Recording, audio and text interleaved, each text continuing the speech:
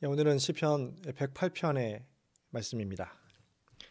본 시편의 표제는 다윗의 시로 하나님께서 이스라엘의 대적들을 멸하시고 백성들을 구원하신 것에 대한 믿음을 고백하는 찬양시입니다.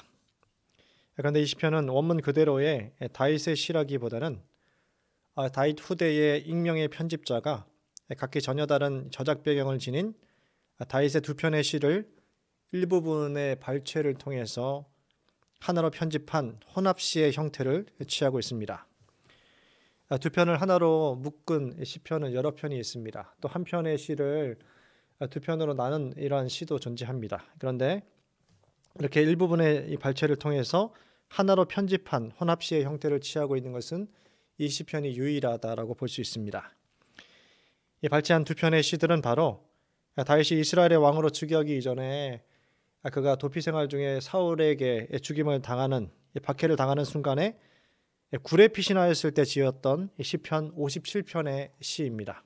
또 한편은 다윗이 즉위 초기에 에돔과의 전쟁 당시에 일시적으로 패배를 당하며 하나님께 구원을 호소하며 지었던 시편 60편의 시입니다. 이 두 편의 내용들을 일부분씩 발췌하여 하나로 묶었습니다. 그런데 두 편의 시를 조합한 혼합시임에도 불구하고 전혀 그 내용에 있어서 어색하지 않고 일관된 그런 내용을 지니고 있습니다. 이 시의 편집자는 다윗의 경험을 바탕으로 자신이 처해 있는 상황에 대입하고 있습니다. 이 편집자는 바벨론 포로에서 귀환하였을 때 이방인들이 이스라엘을 납제하자 다윗의 이 시편을 통해서 이스라엘 백성들에게 소망을 주고 하나님에 대한 구원에 대한 확신을 전해주고 있는 것이죠. 이 본시편의 구조는 크게 두 부분으로 1절에서 5절은 만민 앞에서 하나님을 찬양할 것에 대한 서원의 내용을 담고 있고 6절부터 13절은 선지적 믿음으로 열방 대적들에 대한 승리를 확신하면서 하나님 앞에 간구하고 있습니다. 시편 108편 1절의 말씀입니다. 하나님이여 내 마음을 정하였사오니 내가 노래하며 나의 마음을 다하여 찬양하리로다. 전반부 1절에서 5절은 다윗이 사울의 앞지에서 도피하던 중에 지은 시입니다.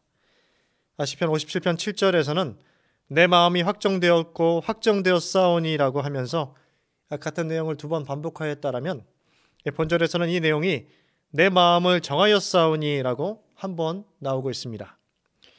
이 정하다라는 단어는 히브리어 니콘으로 확고하게 세워지다라는 의미를 지니고 있습니다. 이는 과거에 이미 확고하게 세워진 다윗의 마음이 앞으로도 변함없이 지속될 것임을 믿음으로 고백하고 있는 것이죠. 다윗은 이렇게 확고부동한 믿음을 지닌 사람이었습니다.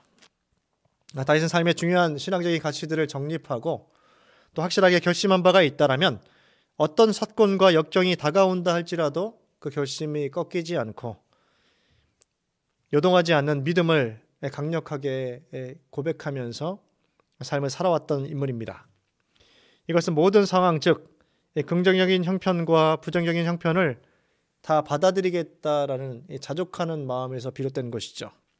현재의 상황과 형편이 기쁨과 감사가 아닌 비록 위기와 환난이 연속적으로 다가온다 할지라도 하나님을 향한 믿음을 굳건하게 지킬 것을 고백하고 있는 것이죠. 오늘 우리는 주님 오실 날 얼마 남지 않은 마지막 때를 살아가고 있습니다.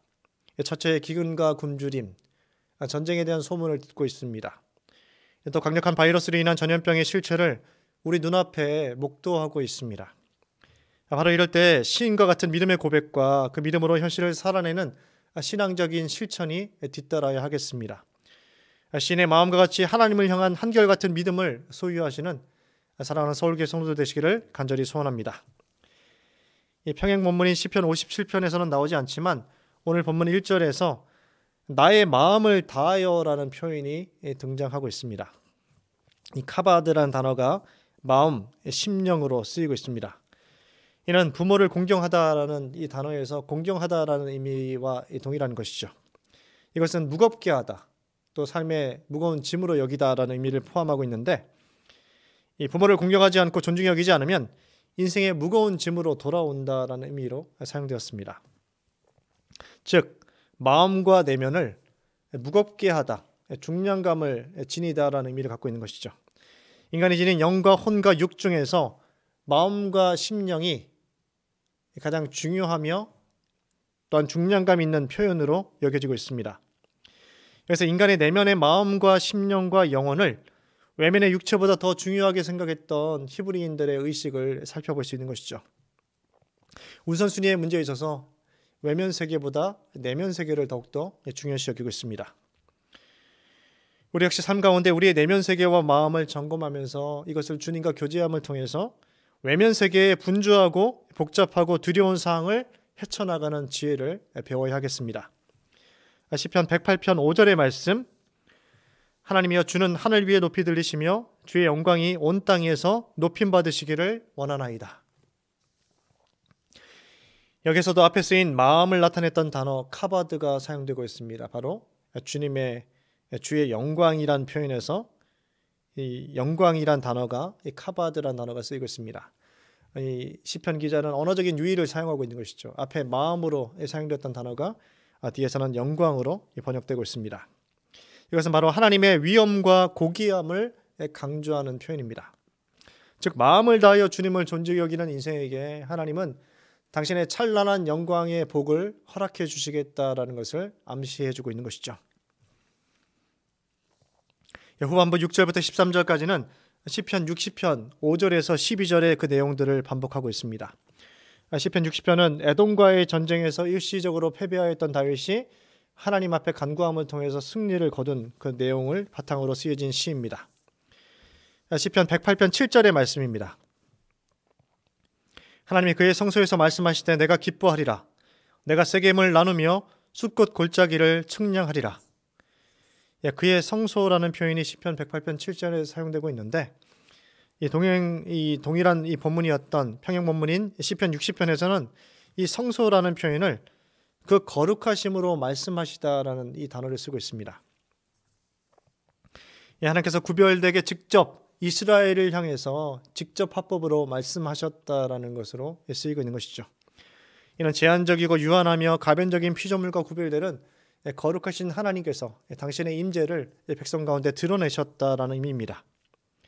거룩함은 하나님의 성품을 강조하는 표현으로 이 세상과 구별되는 모든 거짓된 것과 구별되는 바로 당신의 의로우심을 따라 하나님께서 말씀하셨다라는 것을 상징하는 것입니다. 오늘 본문에서는 이 거룩이라는 단어가 이 성소라는 의미로 사용되고 있습니다. 즉 하나님의 임재의 상징적인 처소인 성전을 강조하고 있는 것이죠. 성전에 계신 하나님께서 이스라엘 백성들에게 주기로 약속하셨던 가나안 땅에 대한 지명들을 언급하고 계십니다. 세겜과 숫꽃과 에브라임과 유다, 즉 남유다와 북이스라엘을 대표하는 도시들을 언급하면서 이 본래적인 하나님의 계획 안에서 하나님께서 허락하셨던 약속의 땅을 반드시 회복시켜 주실 것이다 라는 그 언약의 메시지를 주고 계십니다. 과거 다윗은 즉 자신이 왕위로 세워지기 이전에 이스라엘이 가나안 원주민들의 저항으로 약속의 땅을 모두 차지하지 못하였었습니다. 후일에 자신이 왕위로 오르게 되자 가나안 땅의 남은 거민들을 모두 축출하고 이 약속의 땅들을 모두 차지하게 되었습니다. 하나님의 약속의 그 언약의 내용들을 성취하였습니다. 이와 마찬가지로 이 시편의 이 편집자는 바로 다윗의 때와 같이 현재의 포로 귀환민들에게 있어서 약속의 땅을 모두 차지하지 못하였지만 앞으로 장차 이루어질 일들 가운데 마침내 그 땅을 차지하게 될 것이다 라는 이 소원을 담고 이 다윗의 이 시편을 인용하고 있는 것입니다. 그러면서 가나안 땅의 범주뿐만 아니라 주변 열방과 민족들에 대한 지명을 언급하면서 그 역시 하나님의 소유물임을 밝히고 있습니다. 하나님은 모든 민족에게 주권을 행사하시는 분이심을 명백하게 드러내고 계십니다. 모압은 내 목욕통이라 에돔에는 내 신발을 벗어 던지리라. 블레셋 위에서 내가 외치리라. 역사적으로 이스라엘을 가장 많이 괴롭혔던 민족들은 다윗의 시대에 이르러서 이스라엘에게 패배하였고 또 이스라엘의 영향권 안에 들어오게 되었습니다. 이 시편의 편집자는 다윗 시대와 같이 다시 열방을 굴복시킬 수 있는 영광의 때를 기대하며 이 시편을 인용하고 있는 것입니다. 이스라엘의 오랜 원수들이 이스라엘에게 항복하듯이 포로에서 귀환한 곳의 주변 이방인들 역시 이스라엘 민족들에게 항복하게 될 것임을 기대하며 소망하며 이 시를 백성들에게 전하였던 것이죠. 말씀을 정리하겠습니다. 이 시편의 편집자의 심령과 같이 우리 역시 하나님의 약속을 붙잡고 승리에 대한 확신을 지니고 선제적 믿음으로 우리 앞에 놓여 있는 믿음의 현실을 살아야 하겠습니다. 다윗을 통해서 가나안 땅과 주변 열국들을 모든 약속의 땅으로 성취하셨던 그 하나님, 또 바벨론 포로 귀환 이후에 예수 그리스도를 통해서 모든 열방과 민족 가운데 하나님의 나라의 그 확장을 이루셨던 그 하나님께서 오늘 우리의 삶 가운데 역사하고 계십니다. 그 하나님을 믿으시며 오늘 우리가 당면한 문제 역시 하나님의 섭리하신 가운데 하나님의 뜻이 이루어질 것을 기대하며 이 땅의 모든 문제들 다 하나님께서 회복해 하실 것임을 기대하며 오늘 우리에게 주어져 있는 믿음의 경주를 잘 감당하시는 사랑하는 서울교회 성도들 되시기를 간절히 소원합니다.